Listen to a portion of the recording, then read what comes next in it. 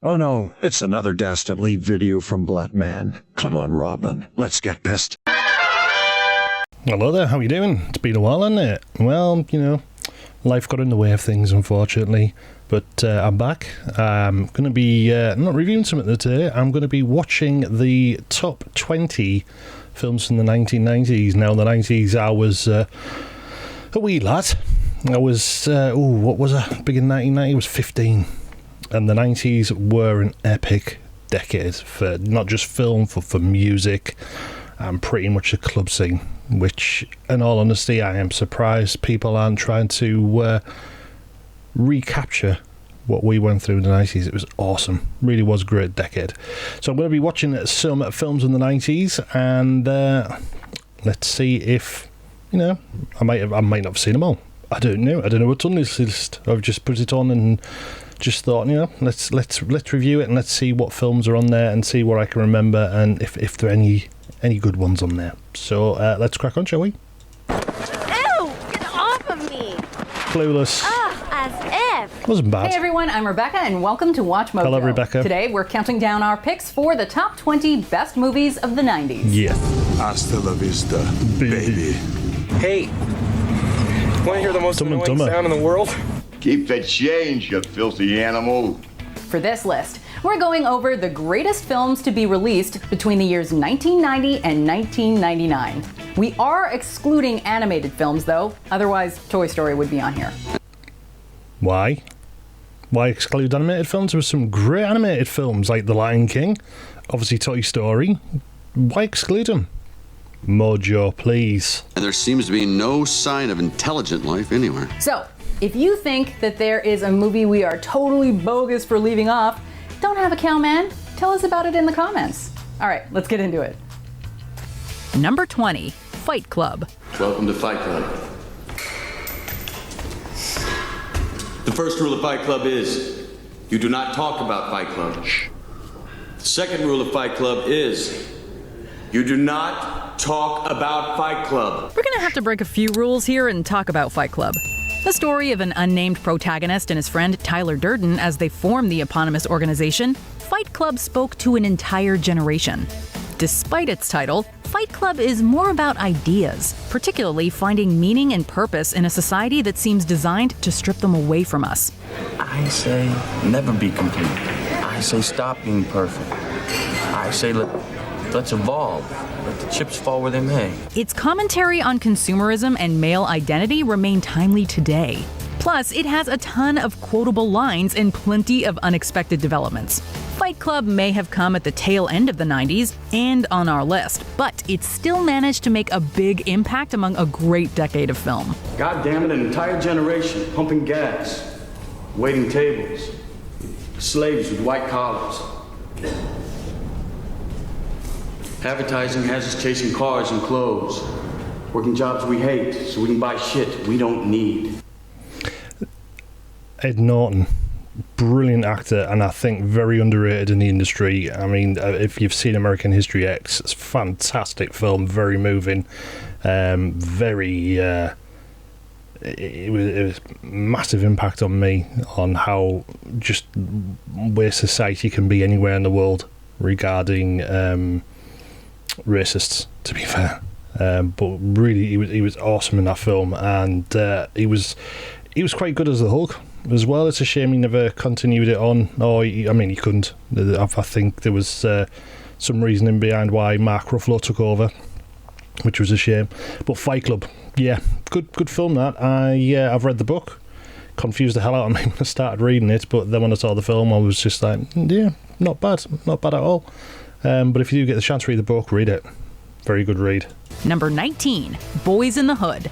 There were other hood dramas before Boys in the Hood, but it was this movie that helped popularize them. Hold on. Wait. Oh, we got a problem here? We got a problem here? The film follows several young black men in Los Angeles as they find themselves caught between the lucrative benefits of a dangerous criminal life and the more difficult pursuit of legitimate education and careers. They can buy the land at a lower price, then they move all Lawrence the people Fishburne. out, raise the property Cuba Gooding value, Jr. and sell it at a profit. Now what we need to do is we need to keep everything in our neighborhood, everything, black. Black-owned with black money. Full of breakout performances from actors like Cuba Gooding Jr. and Ice Cube, Boys in the Hood brought attention not only to its actors and director John Singleton, but also to the kind of people and communities that they portrayed on screen. Turn your punk ass over. Number 18. Good film. Really good film. Again, if you've not seen it, a really good film. I back in the old, when I lived in my parents' house, I mean, everybody had posters, didn't they? I used to collect film posters, and that was one of them. Loved the film, and yeah, I just remember having the big huge cinema poster of that on my wall. But again, very strong cast. Great film. Not seen it, seriously, get it watched. Groundhog Day. What if you kept living How many the times have you same seen this day film? over and over again? Will you be checking out today, Mr. Connors? I'd say the chance of departure is 80%. Brilliant comedy. 75-80. Groundhog Day sees a sarcastic and cynical news anchor, Phil Connors, trapped in Pennsylvania on the titular day and forced to relive it in a time loop. That's Jim's grandma out of between comedic, hopeful, American and Wedding. despairing, though he does eventually find peace through helping others, even if they won't remember it. I have been stabbed, shot, poisoned, frozen, hung, electrocuted, and burned. Oh, really? And every morning I wake up without a scratch on me, not a dent in the fender. I am an immortal. Groundhog Day is the perfect blend of comedy and hope, with a dash of romance too. No matter what happens tomorrow, or for the rest of my life, I'm happy now. Because I love you. Again, love that film. I never saw it originally when it came out. It was one of them films where it didn't appeal to me at all, despite the cast in it. And I went through a really funny phase with films like this. I think I ended up watching it on TV when it was on, when it came on to Sky TV Cinema Channel, and I just happened to catch it and got into it, thinking, why didn't I go and see this at the cinema? Great film. I mean, look at that, Bill Murray. You couldn't have asked for a better front than that, a leading actor than him. And I've actually just recently bought this as well in 4K.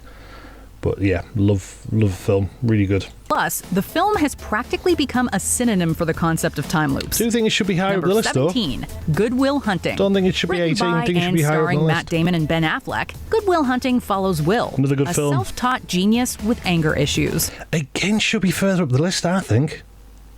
I'm interested to see what's in the latter part of the list, but the Good Will Hunting should be further up the list there. Again, really good film. Will undergoes court-mandated therapy sessions while also struggling with his love life and what to do about his future. Do you like apples? Yeah. Well, I got a number. How do you like them apples? Will's developing bonds with both his love interest and his therapist, played by a top of his game Robin Williams, are absolute magic to watch. It's not your fault. The exploration of his past trauma, as well as his defense mechanisms, is heartbreaking and relatable. Great talent. Featuring a stellar cast with breakout roles and returning veterans, Good Will Hunting is an outstanding drama that will make you laugh and cry in equal measure. Sorry. I had to go see about a girl. Well. Son of a bitch. He stole my line. Number 16, Seven. Seven details the lives of two detectives as they investigate a string of grisly ritualistic crimes themed around the 7 deadly sins. Why is that 16? Come on, Mojo, that should be at least in the top 5. 7 is epic.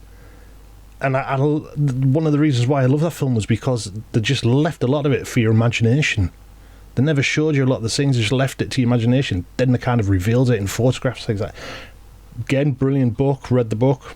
Brilliant film as well, but it should be a lot higher up the chart than this. Some kind of friggin' wax sculpture or something. A sense of mystery pervades David Fincher's film, as even after the villain is caught, there are plenty more surprises in store. Seven takes a look at the uglier side of humanity, and its grim aesthetic exudes that. But that's the point.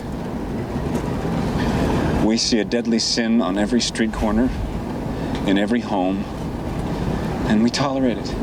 We tolerate it because it's common. It's trivial. The movie isn't for the faint of heart, yet those with the stomach for it will find an excellent thriller.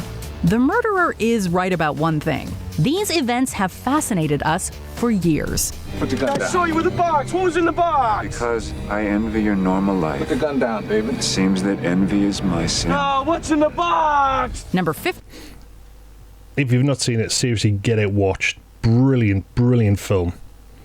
Heart-wrenching at the end, but brilliant film. And for those who have seen it, I would have done what Brad Pitt done.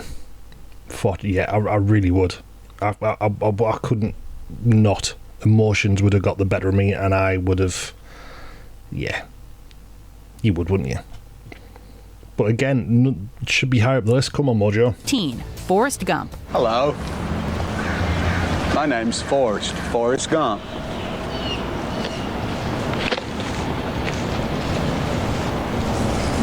Do you want a chocolate? Does anyone dislike this movie? Forrest Gump follows the title character during his life across the latter half of the 20th century. His unwitting luck and effect on major events are very endearing, as are his friendships and relationships that he makes along the way. The film has so many unforgettable quotes and scenes. Run, Forrest, run! Not to mention a standout performance by Tom Hanks as Forrest. I'm not a smart man, but I know what love is. It's no wonder it won so many awards, including Best Picture at the Oscars. You'd be so proud of him. I am.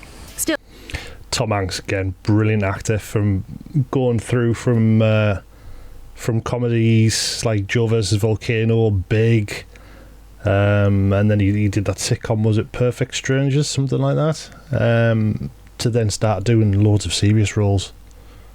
What a contract, what a great actor, to be fair. Again, Forrest Gump, so high, like so low down in the table. Again, I'll probably jumping the gun a bit here, but I do think, again, that should be somewhere in the top 10. Fantastic film. Gary Sinise is great, and just the whole thing about it was epic. I was 19 when this came out, and nobody wanted to go and see it. When I was saying to friends, do you want to go and see Forrest Gump, to come on at the cinemas, nobody was interested. It was like, no thanks. And it ended up going on my own. Sat at the back of the cinema on my own, like some deviant. And it was fantastic. Really was fantastic. And now people who didn't want to see it have now seen it and love it. See? Never judge a book by its cover. In our opinion, it wasn't even the best movie that year. Number 14, Saving Private Ryan. Speaking of Tom Hanks, the actor also stars in this incredible Steven Spielberg film. So many cameos. Set during World War II. Saving Private Ryan follows a squad of American soldiers as they search for the titular private, his mother's last surviving son. It's not going to be easy finding one particular soldier in the middle of this whole goddamn war. Finding a needle in the stack of needles. Its graphic and harrowing depiction of war is almost unmatched in cinema. The D-Day landing scene alone would be enough to put it on our list, but the ensemble cast and many great set pieces elevate it even further. Tell her that when you found me, I was here, and I was with the only brothers that I have left, and there's no way I was going to desert them. I think she'll understand that. It is, quite simply, one of the greatest war movies ever made.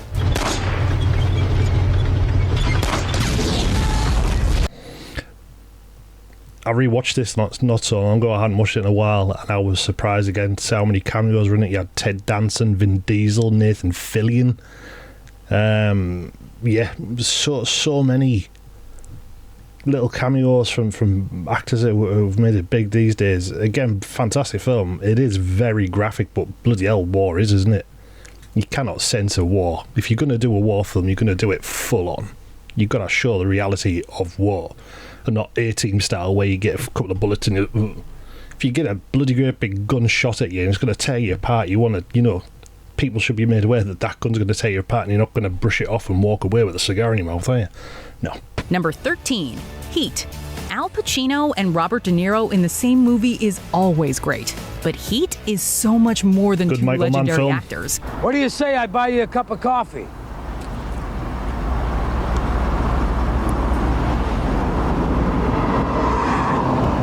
Yeah, sure, let's go. De Niro plays the leader of a gang of thieves, whose brazen robberies have him pursued by Pacino's detective. The game of cat and mouse is thrilling, with both parties getting one up on the other. I don't know how to do anything else. Neither do I. I don't much want to either.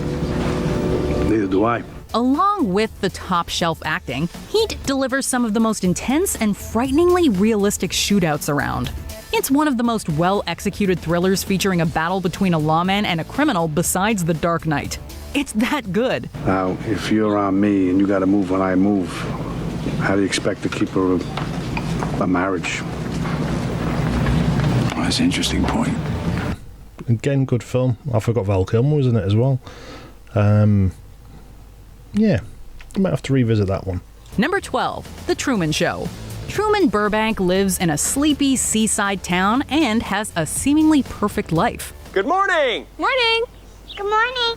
Oh, and in case I don't see you, good afternoon, good evening, and good night. However, it's all a lie. His life has been a carefully orchestrated TV show since the day he was born.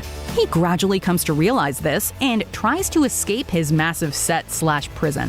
The Truman Show features satire on reality television and entertainment in general that have only become more relevant as time has gone on. However, the film also speaks to deeper themes on truth, rebellion, and the American dream. Was nothing real? You were real. That's what made you so good to watch. What is the American dream? Let me know. Leave it in the comments. I'm quite interested to know what that is, because you hear it all the time, and I don't know. Truman Show. Take it or leave it. It's good. It's good, but it's not one I would. I'm, if it's on TV, I'll watch it, but it's not one I will watch over and over again. I don't know why. Because I like Jim. Sorry, I like Jim Carrey. Again, a good actor for serious roles, but I don't know. I don't know what it is with the Truman Show. It's like Marmite. Yeah, they love it, they hate it. I'm on the fence with it. Number 11, Boogie Nights. One of the greatest movies of the 90s is set more in the 70s and 80s. Chronicling the career of adult film star Dirk Diggler, as well as his friends and co-workers, Boogie Nights feels like a time capsule of the period and lifestyle it depicts, while also heightening the experience in subtle ways. That's my dream, to make a film that is true and right and dramatic. The characters are complex and relatable, the scenes are memorable, and the tone veers between comedic and violent with ease. Hey, don't do that. No. While its content is decidedly adult, there are some universal themes at work here that everyone should experience. If nothing else, the soundtrack is a must-listen. Ricky Springfield, the fireman! Again, seen it. Not bad. Personally, though, I thought it was a very overrated film. Again, yeah, I can't argue. Great soundtrack. I actually bought the soundtrack to it. But the film on its... I don't know. I just really didn't find it as... personally, I just didn't find it as great as people making it out to be, as critics making it out to be. I just thought it was okay. It was an alright film. Very messed up and bad, but it was alright. I don't think it was epic. Personally, I would have had this further down the list. I would have bumped up a few and put that further back, to be fair, but yeah. Number 10, Jurassic Park. Dr. Grant, my dear Dr. Sattler, welcome to Jurassic Park. I've only just seen this film, believe it or not, in the last couple of years for the first time. When I worked at a cinema, when I was 18, it came on. It was one of the first films shown at the cinema, and it was on for about a year because it was so popular. It stayed on cinemas in my hometown for a year, and as an usher we had to go and do cinema checks to make sure everything was fine, the film was playing fine, sound was good, customers were getting the cinema experience, what they were paying money for. And it was always around the same part I was seeing the film, so I kind of got a bit sick of seeing it. And it put me off. But again, it was one of these films that had critics and people singing its praises, but it didn't really appeal to me at all. And it was always being told, "Oh, you must see it. It's a great film." But I couldn't. There was dinosaurs is not really my thing. But it was on TV not that long ago. Well, a couple of years back, should I say, a few years back, and I actually sat and watched it, and it wasn't bad. You know, again, it's not my type of thing, but for when it came out 31 years ago, it wasn't bad. It was good. I mean, the special effects, fantastic. Again, fantastic cast on it. Even a little nod to Chunk out of Goonies in it as well, which is great. But yeah, not my cup of tea, as we say in England. Number 9, The Big Lebowski. You got the wrong guy. I'm the dude, man. Your name's Lebowski. As tempted as we were to include Fargo, which is also spectacular, another Coen Brothers movie won out. Sometimes a story doesn't need a hero. Sometimes it... Whoa, hang on a minute. They've missed Fargo out of this list. WTF, man, out here. Fargo is an epic film, and they've missed it out and put something else in its place. Mojo, man, who constructs these lists? Seriously? I mean, Big Lebowski's brilliant, yeah. But to miss Fargo out? Come on. Needs a dude. The dude, to be precise. I'm the dude. So that's what you call me, you know? That or his dudeness or duder or, El Duderino if you're not into the whole brevity thing. Number 8, Titanic. Titanic is one of the highest grossing and most critically acclaimed movies of all time. Of course it's one of the best 90s movies. In case you weren't alive during the time or were just out of touch, Titanic is a fictionalized account of the real-life sinking of the RMS Titanic. It primarily follows Rose and Jack, two lovers from different social classes who meet and fall in love on the doomed ship's voyage. I'm flying. It's a disaster movie, a period drama, and a romance film all rolled up into one. This combination, along with James Cameron's Oscar-winning direction, excellent performances, stellar effects, and much more, helped make it one of the biggest movies ever made. Never let go. I will never let go, Jack.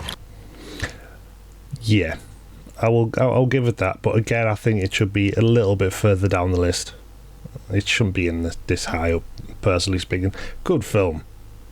But when you see all the romance side of it all, I think one of the most touching parts of the film, really, that got to me was the scenes where the orchestra decided to keep playing as the ship was sinking, and when they were going down to the lower levels, and you were seeing families hugging each other on beds and things like that. You could probably just imagine that what could have happened when the ship was actually going down.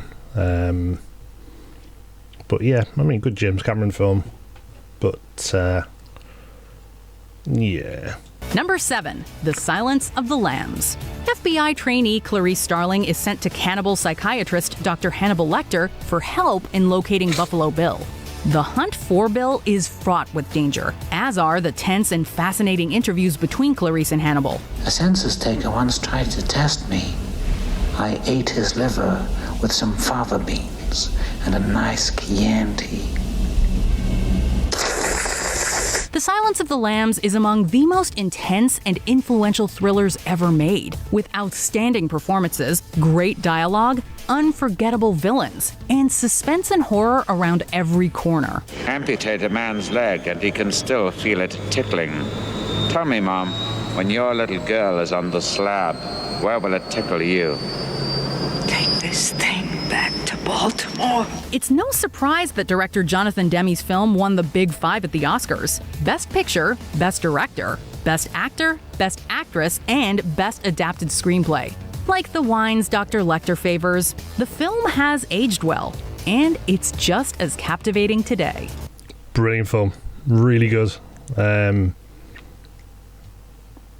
Not many films make the hair stand on the back of my neck, I must admit. I'm quite desensitized to horror films and things like that, working in the industry, so you kind of know how a lot of it works, but watching that wow. It just sent a shiver down my spine when I watched it. And again, Anthony Hopkins, great cast, Jodie Foster. You couldn't have picked anyone better to play Hannibal Lecter. It's just his eyes and everything, isn't it? Just the creepiness of the character that he's made. It's brilliant. Really good. Number 6, The Matrix. Nope, it's not a glitch in the Matrix. This movie really came out in the 90s. The Matrix revolutionized action movies with its jaw-dropping special effects and exceptional fights. Come on, stop trying to hit me and hit me. But it's also no slouch when it comes to its story. The films look at a world where humans are controlled by machines who have placed them in the titular artificial reality, got everyone thinking about our own reality, along with other big questions. Remember, all I'm offering is the truth, nothing more. Few movies can get you this pumped, look this cool, and make you think. Even now, watching The Matrix still elicits the same reaction. Whoa. Number 5. Yeah. To see that on the cinema when it originally came out was epic, because it was using special effects that hadn't really been used, like bullet time and things like that. Fantastic film. Again, I've got them all in 4K now. And rewatched it. Some of the special effects in it, like the computer animations in it, you can tell now, obviously, because how old is it now? 24, 25 years old. My God, where's the 2000s gone? I think the last one got absolutely slated, but personal opinion, enjoyed it. Good film, good set of films. Terminator 2. Terminator 2, Judgment Day. Before James Cameron destroyed box office records with Titanic, he blew everyone away with this unparalleled action movie. 2 robot assassins are sent back to the past in the sequel, one to protect John Connor, humanity's future leader, and the other to terminate him. Come with me if you want to live. Everything about this film, from its action scenes to its one-liners to its imagery, is iconic and lands perfectly. T2 is a sequel so good it basically helped popularize sequels, as well as the use of computer effects. Even if action movies are not your thing, you'd have to be more robotic than a Terminator not to feel something for this film. I know now why you cry, but it's something I can never do. Brilliant film when that came out. However, it got absolutely... The censors, the BBFC in the UK, really were getting quite tight at the time. Censorship in the UK was pretty much... didn't favour the film fan. There was a lot of edits of violent films, and that unfortunately did get cut to shreds when it came out in the UK. Several scenes... I believe the studio sent him a rough cut of the film, and the censor boards were saying, yeah, well, you can give it a 15, but you've got to lose this. Give them a list of things I had to do, and they did. They chopped a fair bit out of it for its cinema release. And then when it came to its video release, they insisted on further cuts, to the point where I think there was actual full things that were originally in the cinema one. There was certain things that were fully removed for the video cut of it, and then it wasn't until I think it was 2000 and something when they decided to release it all uncut for the first time. But which is bad, which is odd, because we did get laserdiscs in the UK, and when it came to the DVD cut of the DVD, of the director's cut of the special edition, they released it cut on DVD and video, but on Laserdisc they give it the up the rating to an 18 and released it uncut. So if you had the Laserdisc version, you got the uncut version. Bizarre. But if you've not seen the special edition, I think that's the best version of the film, because it makes so much more sense, especially towards the end of the film.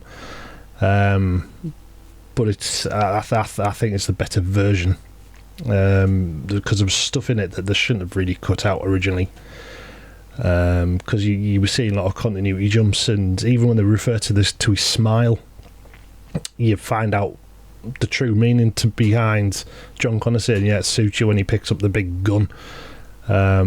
He's not referring to the gun at all, he's referring to his smile, which you find out in the special edition. I've got the Skynet copy. I think it was the Skynet edition, where it comes with 3 different versions of the film. There's a third cut that actually even had more to it. Again, which isn't bad, but it's got an ending. It's got the original ending where they kind of just ended the Terminator series with the original ending, where you saw Sarah Connor old, John. There was no war. John had kids, and it was Sarah Connor talking into a dictaphone on how to save the planet. But yeah, if you can get your hands on the Skynet edition, I think it's on the 4K version. I think they've got all 3 versions on the 4K copies of Terminator 2. Worth a watch. If you've not seen them, definitely watch the various copies, but I think the special edition is the best version of the film. Number 4, The Shawshank Redemption. Prison can be a grim experience, and The Shawshank Redemption certainly doesn't shy away from that. The film follows Andy Dufresne, a likely innocent inmate during his decades of imprisonment, and the friends and enemies he makes during his incarceration. I'm Andy Dufresne. Wife-killing banker. Why'd you do it? I didn't, since you ask. You can fit right in. But amid the darkest moments, Andy and the film show that there can still be hope. While audiences slept on it initially, The Shawshank Redemption has gradually become regarded as not just a classic of the 90s, but also one of cinema's greatest. You either get busy living or you get busy dying. And you are not living your best life if you haven't seen Shawshank. I guess it comes down to a simple choice, really. Get busy living, or get busy dying. This film blew my mind when it came out. It was fantastic. I hadn't seen anything like it. It came out when we was in the cinema, and we got to see a screening of it, and it absolutely blew my mind. Fantastic film. Again, bought a copy of it because it just, it's one of them films where I can watch over and over again. Great performances from Morgan Freeman, Tim Robbins. Yeah, if you've not seen it, seriously watch it. Even if you're not into these type of films, do watch it, because it is just a fantastic story. Really is great, and there's been so many parodies and things of it, especially with Morgan Freeman's voice. But yeah, fantastic film, definitely worth a watch. Number 3, Schindler's List. Based on real events during the Second World War, Schindler's List depicts the efforts of Oskar Schindler, a German war profiteer, as he attempts to save the lives of Jewish citizens through employing them in his factory. They're not gone. They're here. They're mine. Every day that goes by, I'm losing money. Every worker that is shot costs me money. Schindler's List conveys one of the most awful events in human history, with stark yet beautiful filmmaking and powerful performances. As with most media involving the Holocaust, it can be hard to watch, particularly more than once. But the fact that it is based on true events only makes it more worthy of attention. It's Hebrew from the Talmud. It says, whoever saves one life saves the world entire. Again, got to see this on a screening when I worked at the cinema, and over 3 hours. But it's one of them films where it doesn't dip, it doesn't get boring, it just sails through, and you don't realise it's 3 hours until you get to the end of it. Beautiful film. Quite a few people who I know didn't want to see it because it's in black and white, but you've just got to... I don't know why people do find black and white films so hard to watch. I thought you couldn't even had it in colour, because it just sets the tone and the era fantastic, and Liam Neeson brilliant, Ben Kingsley, Ralph Fiennes. It's just such a great cast. Very moving. When the film was shown to the public at the cinema work, and we used to have bets on how many people would come out crying. Fantastic film. If you've not seen it, do watch it, because it just opens your eyes to how nasty the world can be when power gets to people's heads, and the fact that we, I'm not religious, but the Bible does say that we all should live as one. Love thy neighbour. We're all human at the end of the day, no matter what colour, creed, religion we are. We're all human. We all should be living as one. We all should be friends. We all should be family. and this film just does open the reality that with monsters about people, power mongers, and so much hatred and racism in the world, it will never happen. It really won't happen. Shouldn't be hatred in the world to the point where we can't live in as one race. It's but yeah, it's sad reality really on what happened. Number 2, Goodfellas. As far back as I can remember, I always wanted to be a gangster. There are few gangster movies that are even in the same league as the Godfather films, and Goodfellas is right up there with them. Based on the life of real mob member Henry Hill, Goodfellas is outstanding from top to bottom. The cast is stacked with huge actors who deliver some of their best performances, particularly an Oscar-winning Joe Pesci. I'm funny how? I mean funny like I'm a clown, I amuse you, I make you laugh. The camera work is exceptional. The story is well told, grips you throughout, and the script has iconic line after iconic line. Director Martin Scorsese is at the top of his game with Goodfellas. It's one of the most influential films of the last few decades, and certainly one of the best of the 90s, though not quite our number 1. I'm an average nobody. Get to live the rest of my life like a schnook. You don't see many films like this about these days. I think they tried to reenact it with the Irishman, didn't they? But I don't think it had the same impact. You just never... I just kind of felt it was like a poor man's sequel to it. But Joe Pesci's brilliant. I mean, really good cast, really ought to bless him. Robert De Niro and Joe Pesci, brilliant. If you not watched it, definitely watch it. It is violent. I will say that it is. If you've got a strong stomach, definitely watch it. Like I said, there's a lot of good one-liners and things in it that you've probably seen on memes, but definitely worth watch. Number 1, Pulp Fiction. They furnished off an apartment with a 2-room robot sale. As phenomenal as Quentin Tarantino's debut film Reservoir Dogs was, he delivered what many consider to be his magnum opus with his sophomore movie. Told out of chronological order and following a group of interrelated criminals through several violent and unpredictable events, the film is anything but traditional and started plenty of trends of its own. Featuring an all-star ensemble cast and Tarantino's signature naturalistic yet insanely quotable dialogue, Pulp Fiction has a little something for everyone. Describe what Marcellus Wallace looks like. What? Say what again? Say what again? I dare you. I double dare you. There's romance, suspense, action, comedy, and mystery. It's the choice bits of cinema thrown into a blender to make a delicious smoothie of a movie. And the greatest 90s film of them all. The truth is, you're the weak, and I am the tyranny of evil men. Totally disagree with that number 1 film. Pulp Fiction, brilliant film. Don't get me wrong, fantastic film. I've seen it numerous times. Again, own a copy of it. But I don't think it should have been number 1. They've got a lot missing out of them, out of those charts. And there's films all over the place, man. There's some that should be higher up in the tables, some that shouldn't even be there, some that should be lower down. I personally would have thought Schindler's List should have been number 1. Definitely number 1. And they should have had some animated films in there as well. I really don't know why they haven't, because there was some great animated films that came out in the 90s. I think 7 should have been higher up, personally. Again, great film. But Schindler's should have been, in my personal opinion, should have been number 1. Even Boys in the Hood should have been further up there.